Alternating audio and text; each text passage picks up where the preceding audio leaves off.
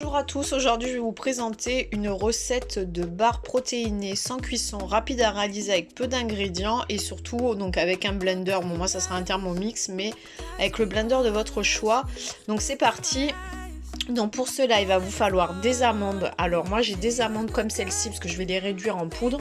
Si vous n'avez pas, vous avez déjà des amandes en poudre, bon ben c'est parfait. Après moi je vais remettre des morceaux d'amandes dans ma barre. Mais après si vous préférez mettre des noix de pécan, vous choisissez ce que vous voulez.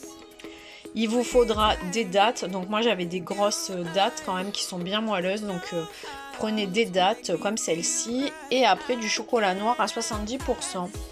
Donc on va commencer par réduire pour ma part les amandes en poudre. C'est parti. Réduire 10 secondes à vitesse 10. Alors voilà ce que ça donne. Donc ça donne de la poudre d'amande. Donc c'est facultatif si vous en avez déjà bien évidemment toute prête. Alors je vais passer au mixage des dattes. Donc si vous avez de la pâte de dattes déjà toute prête, vous pouvez vous en servir.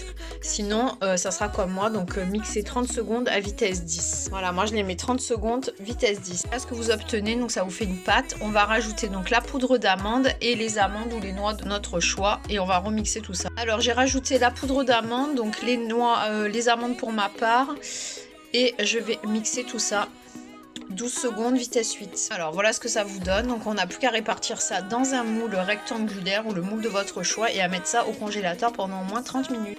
Donc prenez un moule justement recouvert avec un papier sulfurisé, ce sera plus simple pour le démoulage. Alors voilà ce que ça vous donne une fois bien tassé. Donc je vais mettre à chauffer le chocolat noir avec une cuillère à soupe de noix de coco, enfin d'huile de coco pour justement que ce soit plus facilement, que ça fonde mieux, que ça soit plus facile à étaler.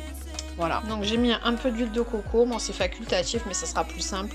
Ça part environ 30 secondes à 1 minute, vous surveillez au micro-ondes. Voilà ce que ça donne au bout d'1 minute au micro-ondes. Vous voyez avec l'huile de coco c'est bien brillant et en plus ça va être beaucoup plus facile à l'étaler. Je vais étaler tout ça sur mon plat. Et voilà ce que ça donne et ça part au congélateur pendant au moins une demi-heure.